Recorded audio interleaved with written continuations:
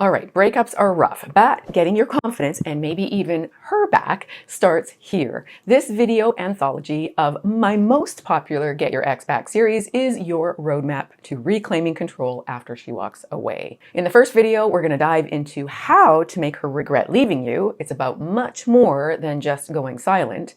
In the next video, you'll discover the power of doing no contact the right way and what that does to her mindset, as well as how it gives you the upper hand in a good way. Win-win. And finally, in the third video, you'll know when it's a mistake to take her back, or if you even want to. If you're new to my channel, my name is Anna Jorgensen. I help good men like you decode women so you can find, attract, and keep your keeper, or simply have better relationships with women. This short series is packed with a lot of information to help you avoid or overcome heartache. Welcome to Just the Tip. Hey guys, if you're here, you probably know the crushing feeling of losing someone that you deeply care about. Well, my heart goes out to you. It's an awful feeling. I know it myself. Your heart feels like it's in a vice and you don't know how you're ever going to live without them. You can't sleep, you can't eat, you're obsessed thinking about them and all the good times that you shared, and you're probably worried that she's out there trying to find your replacement right away. And because you're not thinking straight, usually you do the absolute worst things you can do that only end up driving her further away. Well, if this sounds like you, you're in the right place. In this video, you will learn the 3 main reasons she breaks up with you that are within your control. 2, the reason the no contact rule works and why so many guys get it wrong.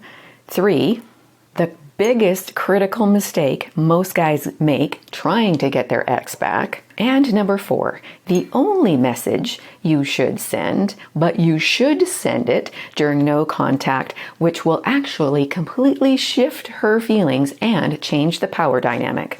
If you're new to my channel, I help men find, attract, and keep their keeper.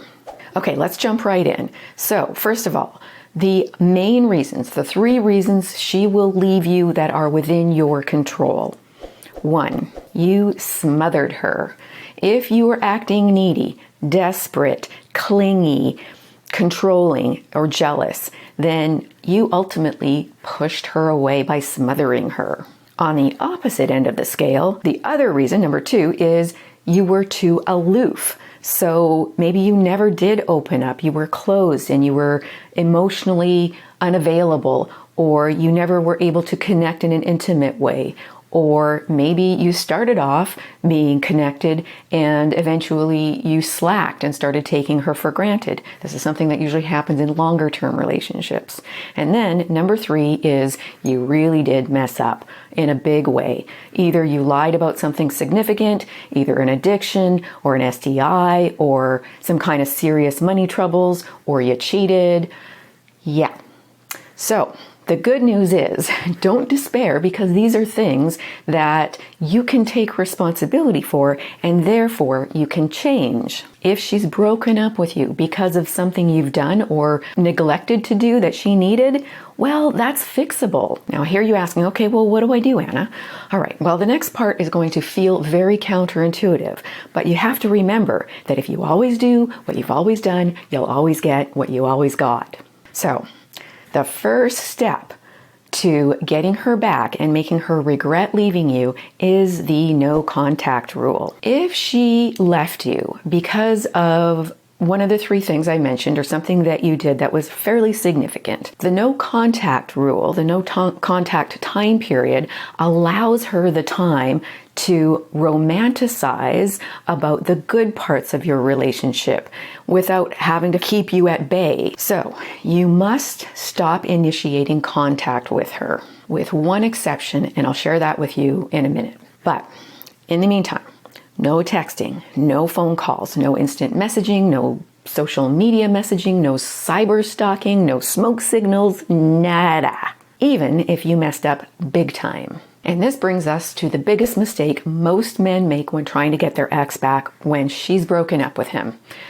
And that is begging, trying. If you instantly upon breaking up try to beg her to come back, or beg her to forgive you and start giving her everything that she's been telling you she needs, whether it's more intimacy or more space, well, that's actually going to work in the opposite way, because she knows it's just a desperate attempt to get her back. It only comes across as you being selfish, not attractive, because there hasn't been enough time for you to really change. And even worse, if she thinks you could have changed, but you didn't while you were actually together, then she's going to resent that you didn't change when you were actually together. So, key point, this is why it's imperative, no matter if you have changed, you think you can change overnight, great, but still, she's not going to trust that unless there's been time, a reasonable amount of time for you to consider the breakup and to work on yourself in a way that actually will naturally affect change. Habits take time to change, to integrate. So it's natural for her to assume it's not going to happen overnight. So you need to give her time and space. Now, as you've probably heard elsewhere, the typical amount of time for no contact is 30 days or approximately a month, but that's not always true. And I'm going to give you a surefire way of knowing if you've given it enough time later in the video as well. Because if you contact her too soon and you're not at this specific marker, then nothing's going to change. You're just going to end up getting back together. It's going to be the same thing and you're going to go through that heartbreak all over again. Okay, now let's look at some no contact tips. Just the tip. 1. Again, avoid sending any kind of messages begging for forgiveness, begging her to come back to you, saying that you've changed. That only screams desperate and needy and low value. Does a high value woman want a low value man who's desperate and needy?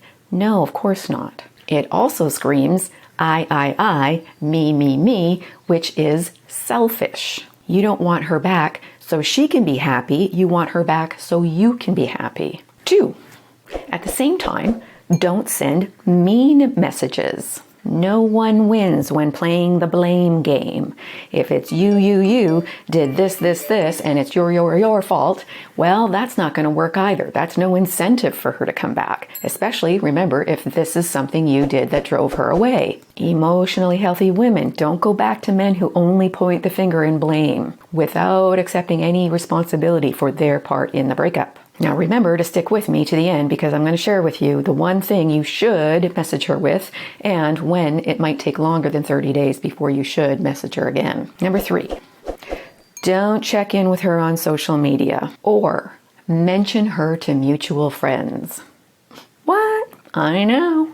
Didn't say it was going to be easy, but this is the surest way to get her back and have her missing you. Your words will get back to her, and she will think you're even more desperate by trying to communicate with her through those friends. And you know, you've probably done this hoping that they will tell her. I know, I told you it's counterintuitive, but you've got to stick with me. It's the only chance you'll have. Instead, you need to create a feeling in her that she's the one who's going to miss out by not coming back to you, or if she doesn't hear from you soon. By not chasing her, she wonders if you've already gotten over her and why, and she'll start to wonder if you are out there looking to replace her.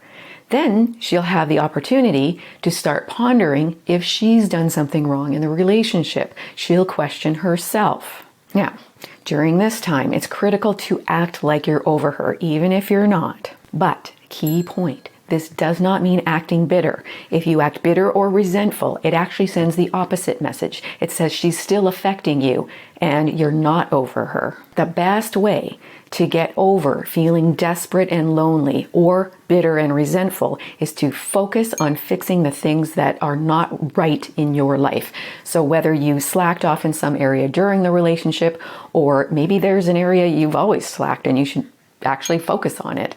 That's what you need to do. Doing that will help you become a man you respect.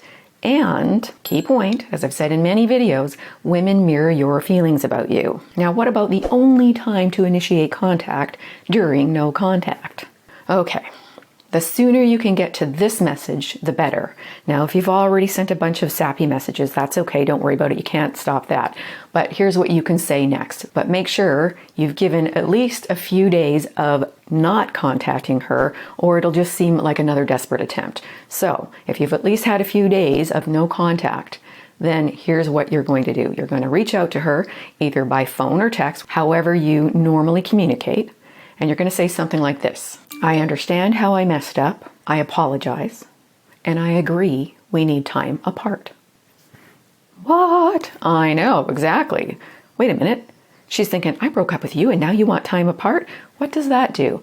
It tells her that you are actually contemplating what went wrong in the relationship. It also further tells her that you are capable of living life without her and you might move on without her. It shifts the power dynamic back to something at least more neutral. You're owning up to your part without groveling. Key point. You don't want to start getting into a back and forth conversation about who did what and, getting into a big, long, drawn-out thing. Just go back to, I think we need some time apart just to sort through what happened. If you do that while she's chasing you, then you will actually be in the driver's seat. You might even say something like, I need some time to recalibrate. Let's talk after we've both had some time. Okay, now what about when you should wait longer than 30 days to reach out? Here's the litmus test for you. If you still feel acute bitterness, resentment, desperation, or neediness, you're not ready to reach out. Nothing's changed. Nothing's changed enough to change into a new relationship if you get back together. And you will only end up repeating what's already happened, and she will leave you again, and you will be even more crushed because you will end up ruining the relationship while it's still fragile. Remember, key point, you can't lose something or someone that is truly meant for you. But if you don't fix what was broken in the relationship to begin with, even if by some miracle she does come back, nothing's changed and you're going to go through the whole cycle again and it's going to feel even worse. In this video, you'll learn what to do during no contact to make her miss you like crazy and regret leaving you. 2, when to break no contact. It's not necessarily 30 days. And number 3, what exactly to say to break no contact, and it's not what a lot of other coaches say. And finally, perhaps most importantly, number 4, how to shift the power balance to make her feel like she's the lucky one to get you back. If you're new to my channel, my name is Anna Jorgensen. Welcome to Just the Tip. Okay, let's jump right in. As you learned in my other video, or you will if you go and watch that later, the first step to getting your ex back when she leaves you is the no contact rule, or the no contact time period. This means no communication, including through social media or mutual friends. This period of silence is critical because you both need time to recalibrate. So, what to do during no contact? Well, that moves you into step number 2. Fix what was broken. Now, there's 2 parts to fixing what was broken. The first part is giving yourself a chance to evaluate where you went wrong, according to what she said you did wrong. Key point. Only fix the things that will serve you positively in your life, regardless of her. Can't stress that strongly enough. For example, if she left, at least in part, because you were overly jealous or insecure and you know that to be true, well, that's something you should work on for you. It's not serving you. It won't serve you if you get her back, and it won't serve you in any other relationship. Did you give up on trying to find a job or going to the gym? Did you get fat and lazy and become a couch potato? That's not working for you. I guarantee it. Now, of course, we all get comfortable when we're in relationships. But if you've slacked in areas that are not good for you, then it would serve you to fix those areas. I know what you're thinking. Well, then how does she find out about this if I don't tell her or my friends don't tell her? Well, yes, you are going to post some things on social media, but it's better if you can get your friends to post something about you on social media, or even more effective is selective radio silence on social media. If you're really active on social media and all of a sudden you're less active, but the things you post are things about what you're doing in your life that are improving your life where it counts for you, well, she's going to notice that. And if she's not on your social media because you've parted ways, she'll still find out through mutual friends, but it won't be direct. If it's direct, she's going to know. And one of the best ways to get messages back to her about how you're improving your life through mutual friends in a way that's natural is to start turning down activities with those friends because you are improving yourself. For example, can't make it tonight, gotta hit the gym, gotta hit the studies, gotta hit the boxing ring, gotta hit the new job, gotta hit the whatever it is that is something that increases your value in your own eyes for yourself. And as mentioned in my other video, this will get back to her, and she will not only be impressed that you are working on fixing the things that weren't serving you or your relationship with her, but she will start to feel a little worried that you are out there in the world being single and being better and perhaps being exposed to other women who might want you. So, clean yourself up, maybe get some new clothes, maybe take a class, maybe take a trip. All of these things improve your relationship market value and your own value in your own eyes.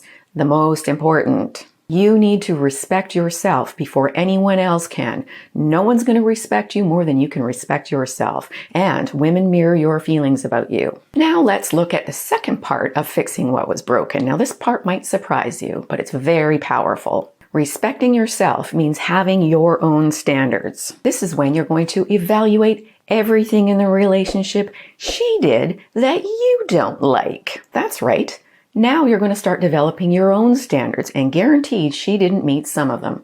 You don't want to do this part first because when you're first broken up with, you can't think that way. You just automatically assume she's better than you and she'll never come back. You got to work on yourself a little bit at first so that you can build up that inner self-confidence so that you can start thinking about the standards you should have. For example, maybe you don't like the way she handled arguments. Maybe she ran away and closed off and ghosted you for days. Or she was in fight mode and attacked you or criticized you or was mean. Maybe you were a little extra jealous because she was a little too flirty. And maybe your new standard is that that's a deal breaker for you. Key point. Again, you need to focus on fixing the areas where you feel broken that benefit you by fixing before you can start focusing on the things you want to change about her or any other potential future relationship you have with anyone, because you're not going to be in that internal state to be able to have standards. And that's why working on yourself is so important during the no contact period. And this brings us to when to break the no contact period. Okay, so you will be ready to break no contact more effectively when you are actually willing to walk away if she doesn't meet your new standards. I know, right? If you don't feel that way right now, you're not ready. If you were super clingy, then you might be ready to break no contact when you can genuinely, seriously believe that you can live without her and eventually be happy without her. Ooh. Or if you were really aloof and closed off, you're ready to break no contact when you're ready, willing, and wanting to open up. As long as you're in a state of being desperate to get her back or closed off to opening up and communicating if that's what she needed, then you're not ready to break no contact. Nothing is going to change because you will continue to exhibit behaviors that make you seem and be lower value to her. Women mirror your feelings about you. Key point. Acting lower value means you don't have self-respect, which means she can't respect you. What precedes attraction and arousal? Respect. Likewise, acting aloof equals the inability to meet her emotional needs, equals her not respecting herself if she stays with you. Rule of thumb.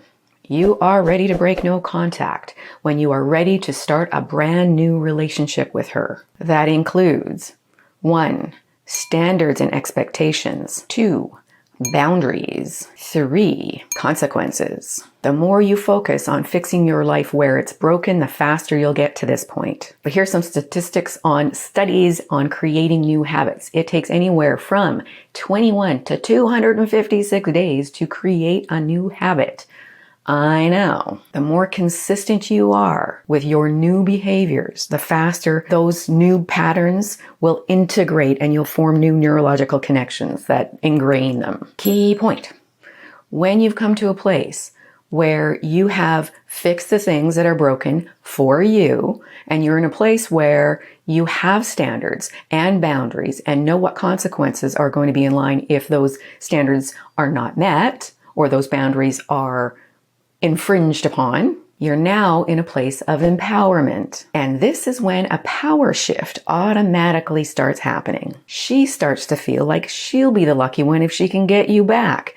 If she can get you back. And now you can move into step 3, breaking no contact. Now it's generally agreed upon, and I agree, that you really shouldn't start with something weak or boring like, how are you? Now, some dating coaches say to send a message about some fond memory you want to remind her about to get her in a positive state about your relationship. But if you've done everything else before this correctly, then you won't need to do this and it'll actually feel disingenuous. For example, do you remember the name of the lodge we stayed at near Yellowstone? Well, why do you want to know that? Are you taking somebody else there? Is this a game? Why do you need to ask me that? It's probably not going to fly as well as you might think it will. A more direct approach is actually more respectable, more respectful to yourself, and more direct. And she will respect it more. Something very simple like, are you up for grabbing a coffee and going for a walk? Remember, you're a new man with new standards. You want to find out if she's someone you actually want to date. Does she meet your standards? If you've done no contact right by focusing on fixing the areas you should in your life for you, then she's had time to reminisce about the good parts of your relationship. She's had time to wonder what she might have done wrong in the relationship. She has time to miss you, and she has time to worry about you moving on and finding someone else. Reaching out when you're in an empowered state, not bitter or desperate, throws her off balance and shifts the power balance. Key point. This is not about her not having power. It's about her not having power over you. Now, what about going forward?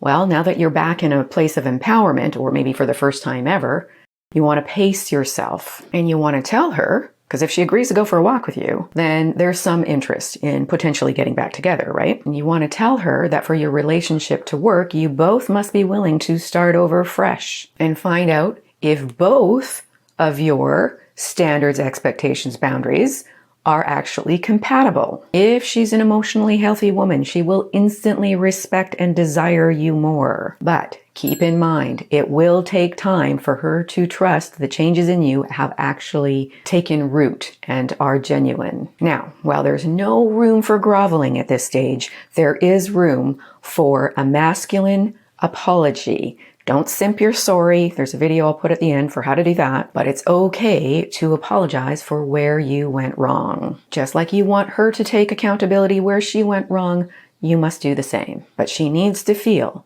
that you want her, but don't need her. This shift is critical for her to respect you and want to be back with you. Key point. Being in her physical presence may trigger you to go back into the feelings you had when she first left you and start feeling less than. Be very wary about that feeling. Be very cognizant that that might happen. You cannot be bitter. You cannot be desperate. Otherwise, she will know nothing has changed. You must treat her with warm regard and a lightness in your spirit like she's an old friend. Trust me, she will feel the change in you and want to create a deeper level of intimacy with you. And she will want to lock you down before some other woman, maybe someone better than her, or at least more suitable for you, locks you down. If you follow these steps, you will be able to rekindle love with your ex-girlfriend at a whole new level of amazing. Here's a little extra for you. There are times when a breakup is actually good for you, even if you don't want it to happen, even if you feel your heart is broken and smashed upon the rocks below. So let's look at the 2 times you're best off not to get back together, no matter how much it hurts. 1, Your values, beliefs, or long-term goals do not align. No matter how much you miss her, or think you love her, or are attracted to her, or feel like you'll never find anyone else like her, if your values, beliefs, and long-term goals do not align, she's actually doing you a favor by leaving. Example. She wants 6 kids and you don't want any, or she wants them right now and you don't want them for 15 years, or the other way around. You want to start a family stat. She doesn't want kids at all. She wants to just scooch on with her career. If these things are deal breakers for you, you're not going to surpass them with hope and fantasy. Or you want a committed relationship and she wants to play the field while traveling the world, or vice versa. Or she wants to get married and combine assets, and you definitely don't want to go through that again, especially if you've been through a nasty divorce. Or your political or religious beliefs are so far apart and so important to you that you're just going to end up resenting each other and treating each other with contempt. If there are deal breakers in your relationship, you may be able to lean on love and attraction for a while, but you're going to have a very bumpy ride, and there's a very high chance that eventually you're going to split up, and it'll be far more painful later. The second time you should not get back together with her is if she's toxic or a narcissist. Now, key point.